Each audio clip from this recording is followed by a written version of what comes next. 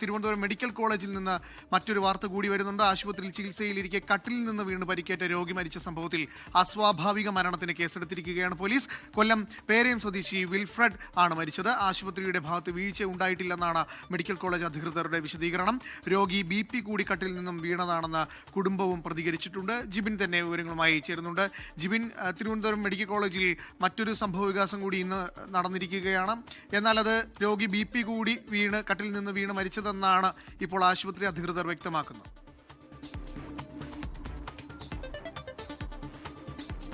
അത് തന്നെയാണ് അനൂപ്. കാരണം ഈ രോഗി കഴിഞ്ഞ 2 ദിവസം മുൻപാണ് തിരുവനന്തപുരം മെഡിക്കൽ കോളേജിൽ വെച്ച് മരണപ്പെടുന്നത്. കൊല്ലം സ്വദേശിയാണ്. കൊല്ലം പേരയം സ്വദേശിയായിട്ടുള്ള 65 വയസ്സുള്ള വിൽഫ്രഡാണ് മരണപ്പെടുകയും ചെയ്യുന്നത്. ഇദ്ദേഹത്തിന് ആദ്യഘട്ടത്തിൽ പനിയായിരുന്നു, പിന്നീട് അത് മഞ്ഞപ്പിത്തമായി മാറുന്നു.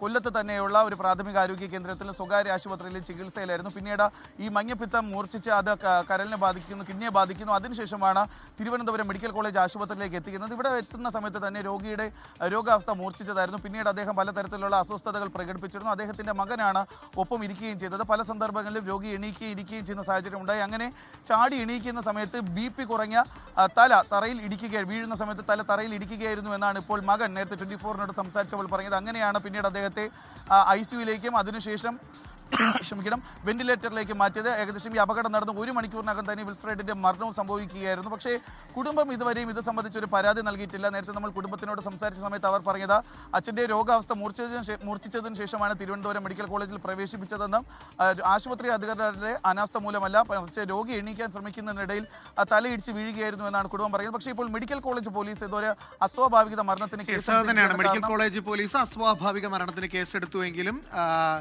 ഇയാൾ കട്ടിൽ നിന്നും എഴുന്നേക്കുന്ന സമയത്ത് വീണു എന്ന് തന്നെയാണ് കുടുംബം പറയുന്നത്. ഇത് തന്നെയാണ് ആശുപത്രി അധികൃതരും വ്യക്തമാക്കുന്നത്. BP കൂടി വീണതാണ്, കട്ടിൽ നിന്ന് വീണതാണ് എന്നാണ് ആശുപത്രി അധികൃതരും വ്യക്തമാക്കുന്നത്. ജിബിനാണ് ഈ 2 വാർത്തയുടെയും വിവരങ്ങൾ തിരുവനന്തപുരത്ത് നിന്നും നൽകിയത്.